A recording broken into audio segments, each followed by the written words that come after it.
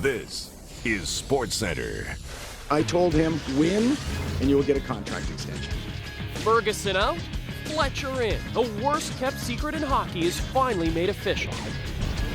After trading for him over a decade ago, will Cliff Fletcher now be the one to send Mats Sundin out of Toronto? Mats is driving the engine here. I haven't had any contact with Cliff Fletcher.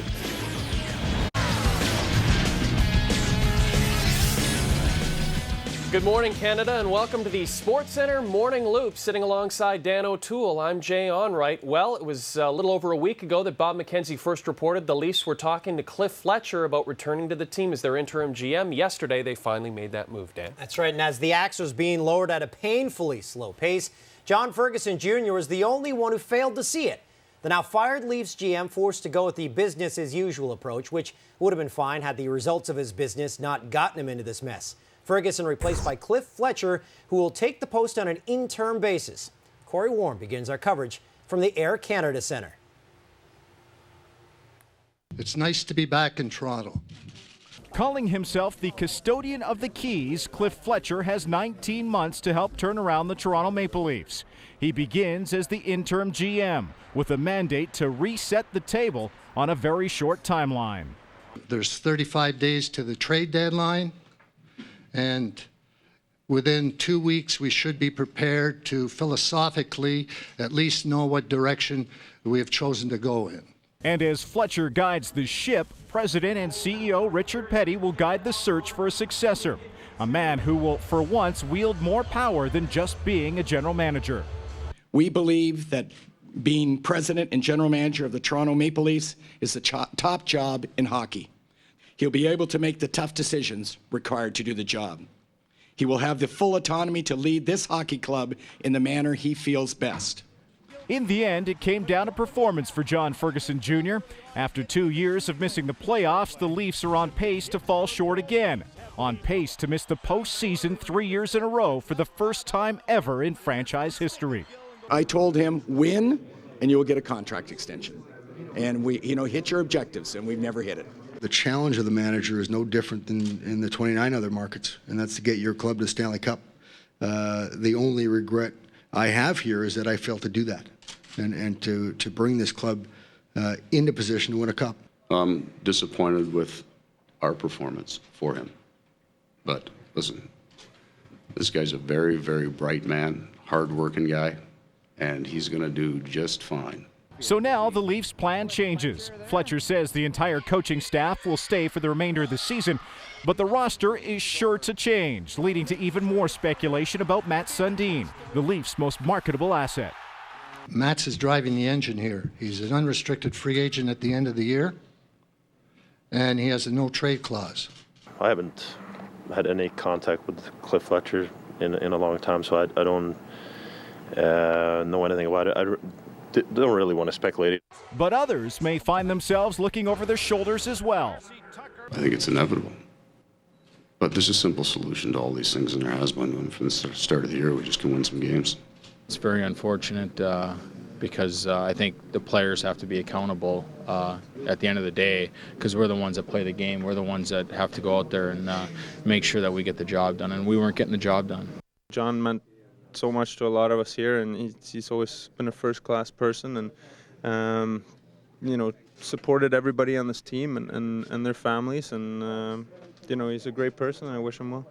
Cliff Fletcher admits that the league has changed since his last go-around with the Toronto Maple Leafs and his famous draft schmaft comment.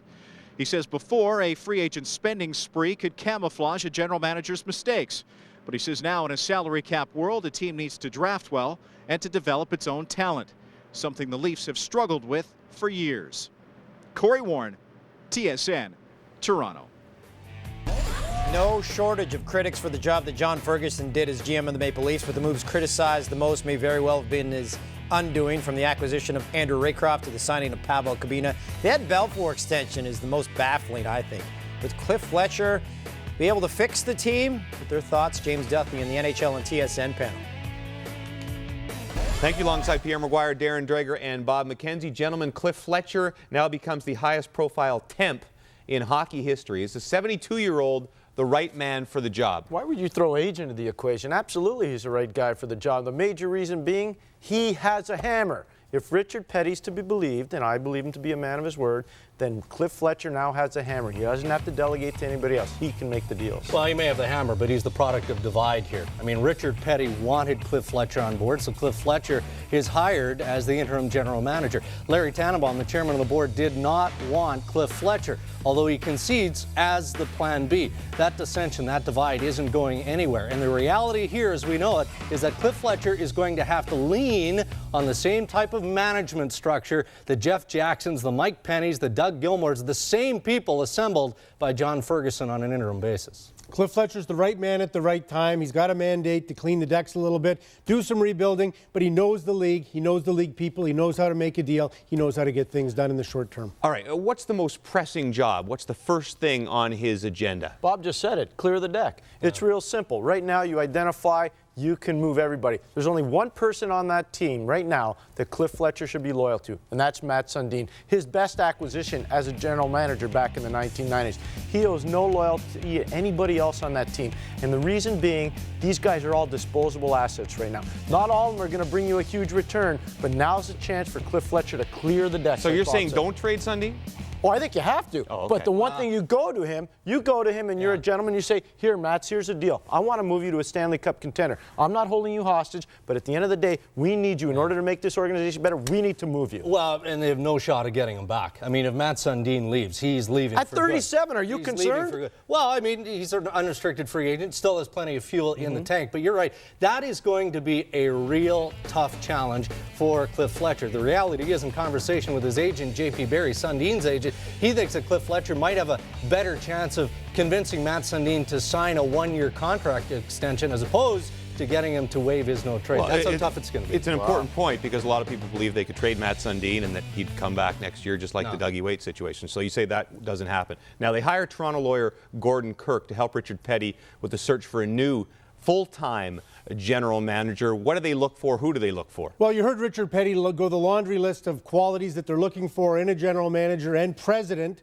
On top of that, winning track record, all of that. And the same three names are popping up over and over again in terms of currently employed guys that they're going to go out and maybe try to hire away. Brian Burke of the Ducks, Jim Rutherford of the Carolina Hurricanes, and Kenny Holland of the Detroit Red Wings. Interesting scenarios on all three. Keep in mind, they're all employed. Burke's in the middle of a long-term contract extension negotiation with the Ducks. Jim Rutherford's in the midst of a 5-year contract, but has a unique arrangement with owner Peter Karmanos where he possibly, if he wanted to, might be able to extract himself from that situation. And Ken Holland right now, who knows? Right now he seems to be happy in Detroit. You've got the Scotty Bowman factor out there. You've got Steve Yzerman. You've got all these other names kicking around. The whole dynamic with this job is very simple, guys. There are general managers out there who are looking at it and say, why do I need the hassle? It's a meat grinder. I don't need to do it. On the other hand, the same guys are saying to themselves, you know what? It's an unbelievable challenge. I could get $2, $3, $4 million a year, a long-term deal. And if I ever got that team to the Stanley Cup Finals, my legacy in hockey would be way, way, way up here for all the cups I may have won somewhere else. So it is intriguing to these people. It's like Groundhog Day. I don't know exactly who saw the shadow, but we're now guaranteed 6 more months of speculation.